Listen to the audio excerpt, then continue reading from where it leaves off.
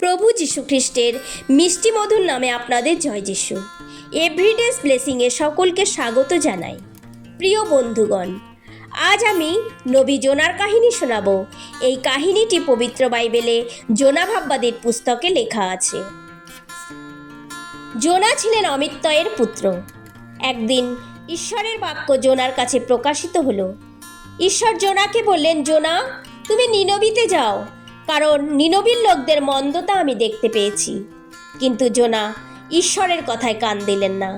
তিনি নিনবিতে না গিয়ে তর্শিসে পালাবার জন্য তর্শিসের জাহাজে উঠলেন। যখন তার যাত্রা শুরু হলো, সমুদ্রে একটা ভয়ঙ্কর ঝড় উঠল। এতে জাহাজের নাবিকেরা ভয় পেয়ে সবাই নিজের নিজের দেবতার কাছে প্রার্থনা করতে লাগলো। আর জোনা জাহাজের খোলে নেমে ঘুমোচ্ছিলেন।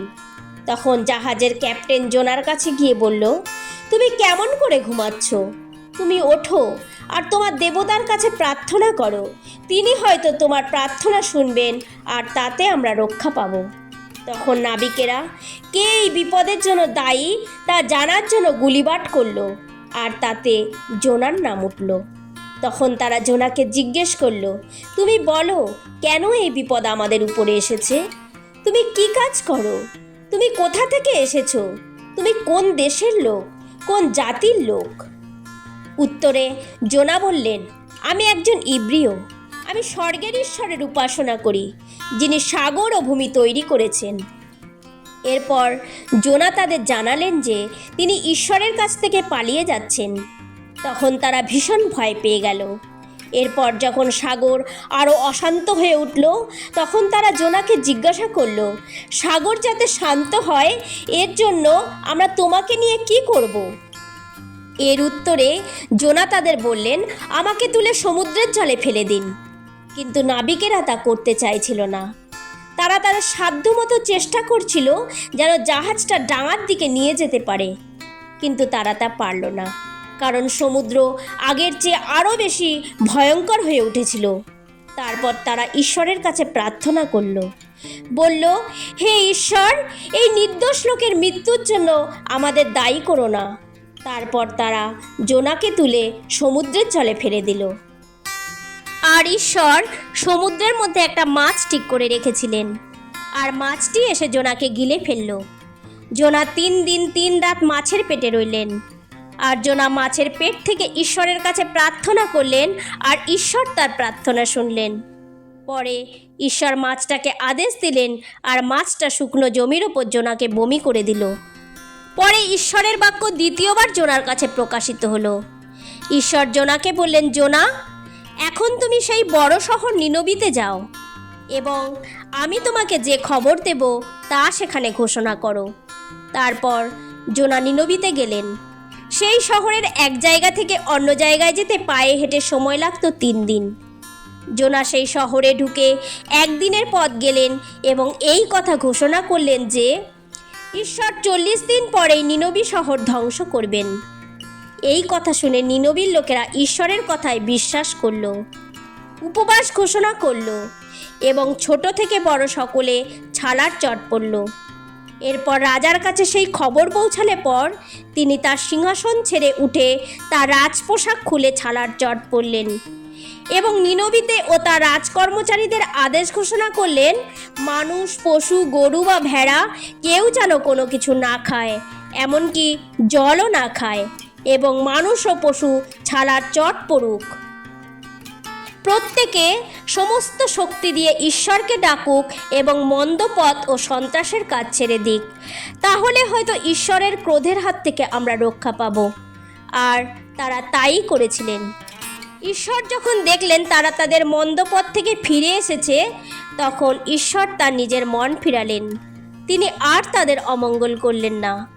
কিন্তু জোনা এতে ভীষণ রেগে গেছিলেন। তিনি ঈশ্বরের কাছে প্রার্থনা করে বললেন, আমি দেশে থাকতেই জানতাম যে এই রকমই হবে, তাই আমি তর্শিসে পালিয়ে যাচ্ছিলাম। আমি জানতাম যে তুমি দয়াময় ও মমতায় পূর্ণ ঈশ্বর। তুমি সহজে অসন্তুষ্ট হও না, তোমার অটল ভালোবাসার সীমা নেই, এবং শাস্তি দেবার ব্যাপারে তুমি মন পরিবর্তন করে থাকো। এখন তুমি আমার প্রাণ নাও, কারণ আমার বেঁচে থাকার চেয়ে মরে যাওয়াই ভালো। এরপর ঈশ্বর জোনাকে বললেন, জোনা, রাগ করা কি তোমার উচিত হচ্ছে?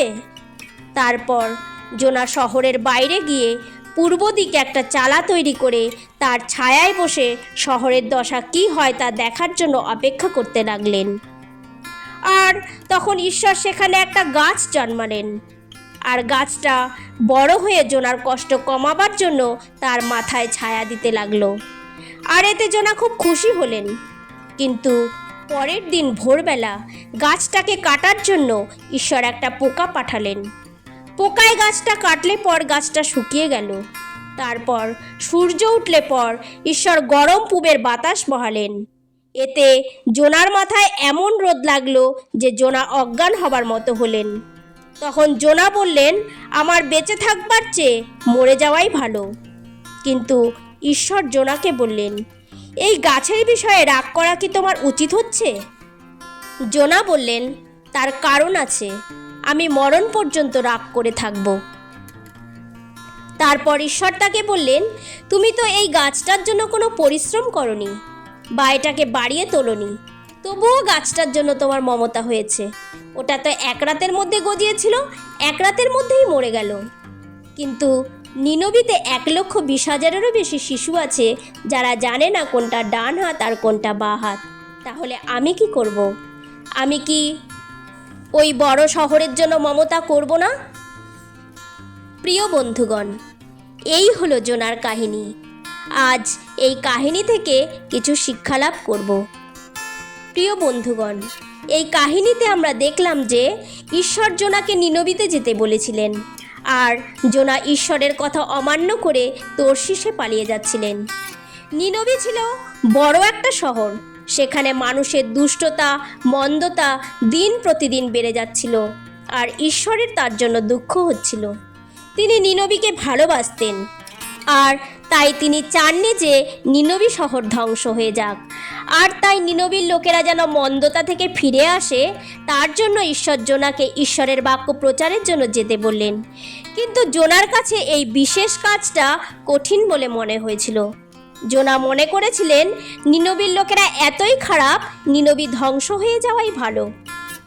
আর তিনি হয়তো এটাও ভেবেছিলেন যে নিনবির লোকেরা তার কথা শুনবে না, আর তাই জোনা পালিয়ে যাচ্ছিলেন। কিন্তু পালিয়ে গিয়েও জোনা রেহাই পেলেন না। তাকে সমুদ্রের জলে ফেলে দেওয়া হলো, মাছের পেটে থাকতে হলো তাকে। আর সেখান থেকে তিনি ঈশ্বরের কাছে যখন প্রার্থনা করলেন, ঈশ্বর তাকে রক্ষা করলেন।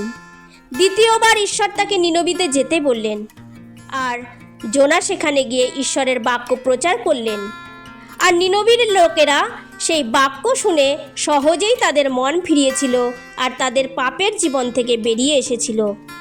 প্রিয় বন্ধুগণ, অনেক সময় ঈশ্বর আমাদেরও এমন অনেক কাজের দায়িত্ব দেন যা আমাদের কাছে কঠিন মনে হয়। আমরাও তখন সেই কাজ থেকে পালিয়ে যেতে চাই। আমরা মনে করি এত কঠিন কাজ আমি করতে পারবো না। কিন্তু প্রিয় বন্ধুগণ, কাজ যতই কঠিন হোক না কেন, যদি সেই কাজের দায়িত্ব ঈশ্বর আমাদের দিয়ে থাকেন, তাহলে পালিয়ে না গিয়ে ঈশ্বরকে সাথে নিয়ে যেন এগিয়ে যাই, তাহলে কঠিন কাজ সহজ হয়ে যাবে। ঈশ্বর এই বাক্যে আপনাকে আশীর্বাদ করুন। আসুন প্রার্থনা করি। হে সর্বশক্তিমান জীবন্ত পিতা, আজকের দিনের জন্য তোমায় ধন্যবাদ।